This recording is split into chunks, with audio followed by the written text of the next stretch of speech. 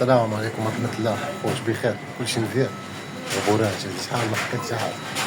أنا دابا خدام مع كلوب وطرا لي واحد الفيلم زوين بغيت نبارطاجي معكم هادشي اللي وقع لي أنا العشية. المهم اليوم الحد جاتني كوموند فيها جوج خماسي ديال الكروكات ديال 4 كيلو. صافي مشيت باش نستور باش ناخدها. يلا كي شديتو وجي لي ميساج من عند الكليان اللي مكومونديها كاوريه اجنبيه كتبت لي ميساج بالانجلي قالت لك اي دونت نيد، انا ما محتاجاش نخلي لكم ميساج، انا ما محتاجاش هذاك الاوردر يتكلف وفرقوا على نمشي شاد الزنقه. صافي انا راه عندي دابا داكشي في البوكس. خوت كيف قلت لكم غادي نبارطاجي معكم هاد التجربه هادي. دابا راه الليل صعيب باش غادي نلقى الفطور. المهم انا راه فما بالي شي قط غادي نعطي حقو وخليكم معايا خوت، عيشوا معايا التجربه. راه خدام ومزروب البلاصه كيحطوا فيها الماكله المشيشات عايش. انا هنا تيحطوا لهم ماكله غادي نخلي لهم هنايا نخلي لهم هنا خدام مزروب. دابا فما بالي شي واحد راه ياخد حقه. تلاقينا مع البوغوس هادي حامله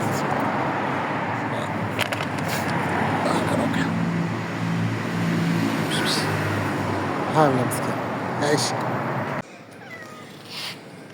بوغوس. لا تقص كيخافوا منه واقيلا. هاد البوغوس هادي شايره هو اللي كترتع صحا. دايرين لها المأوى ديالها يا وليدات صحا.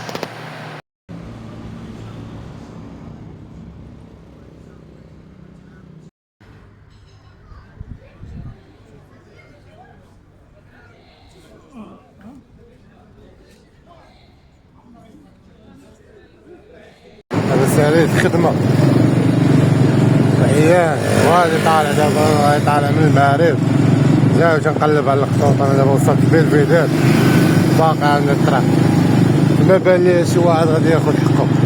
ما كرهتش انا ندير هاد البلان ديالي يا مابقيتش خدام.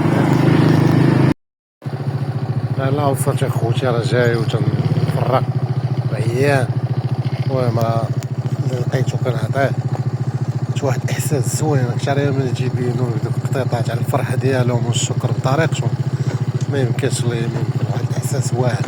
اسمعوا لي على هاد الكاليتي ديال التصوير، التليفون راه على قد الحال ديال الخدمه. ونتمنى ان شاء الله نتمنى احسن محتوى عاوتاني نبداو نصوروا لكم.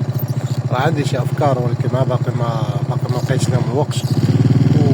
ودعموا هاد الفيديو هذا ان شاء الله باش نرجعوا دعمكم ان شاء الله.